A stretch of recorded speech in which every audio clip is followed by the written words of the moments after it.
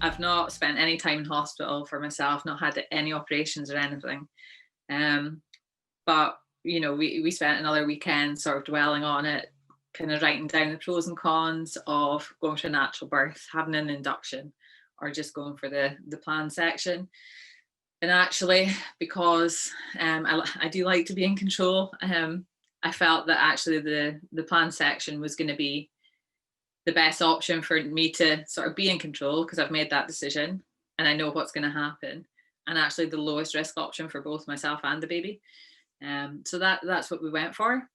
And actually it meant I could prepare for the date and the time we had, we had the appointment, rather than let nature take its course and then potentially end up with a planned section anyway. So yeah, that's what we decided to do. So on the 19th of August, we went into Aberdeen Maternity Hospital, all prepared for the section.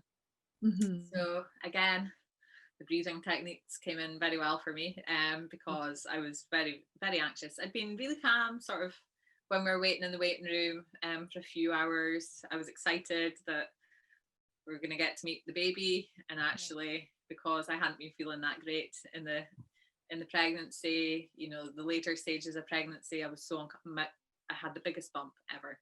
My bump was huge.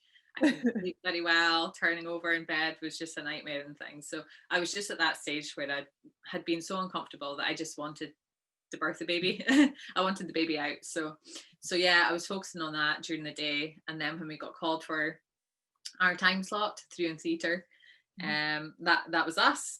Simon got taken through to get his scrubs on, and I got taken through by the midwife to start the anaesthetic and get the epidural in and everything. And to say I was overwhelmed was an understatement.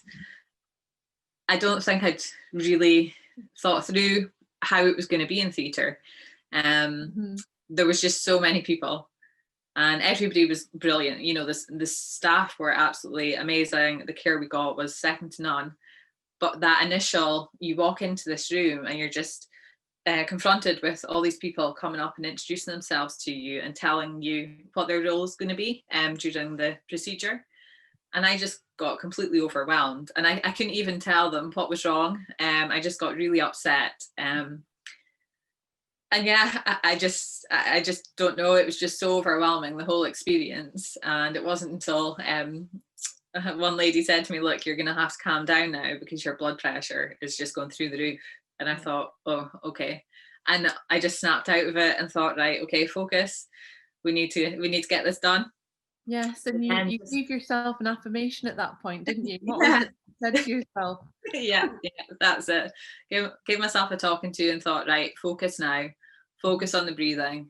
Calm yourself down. And that's what I did. And that is what happened. By the time my husband was back in the room, I was a lot calmer and I was ready to start the procedure. And I remember you telling me that the affirmation that you used, it was, it's okay because I'm going to meet my baby today. Yeah, that's it. And that's all you could focus on in that moment. You just had to focus on the fact you were there to meet your baby, and that's exciting and that's happy. It should be a happy, exciting time.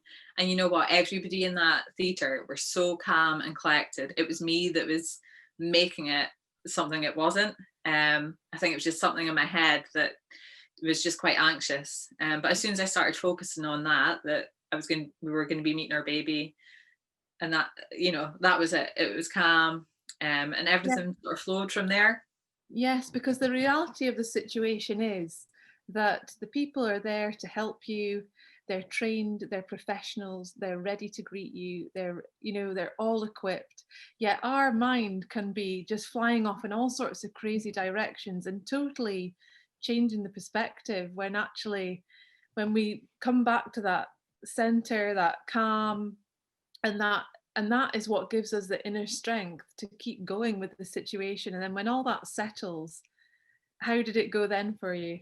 For me, it was absolutely fine after that. But I think it's the actual, you're handing yourself over to a group of people to be completely vulnerable.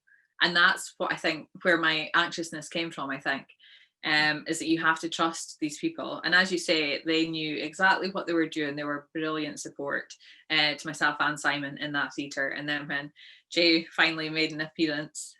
Yeah, they were just brilliant. About 2 o'clock, and Jay arrived at 3. So it wasn't even a long procedure, you know, it was in and out, very straightforward.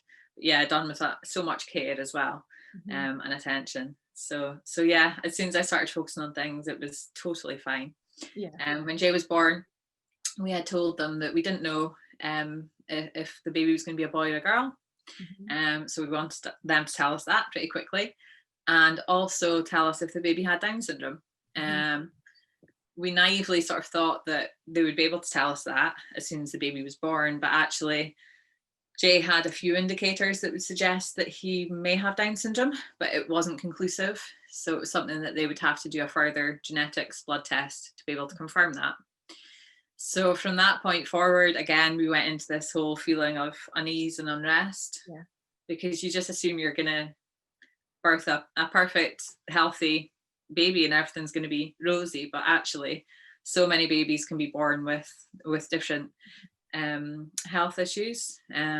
So we just kind of carried on trying our best to enjoy the new baby bubble, but with obviously a dark cloud hanging over us of a potential diagnosis of Down syndrome. So after the theatre, we were taken through to the recovery ward, which again, the care was just brilliant. And at that stage, it was all very relaxed.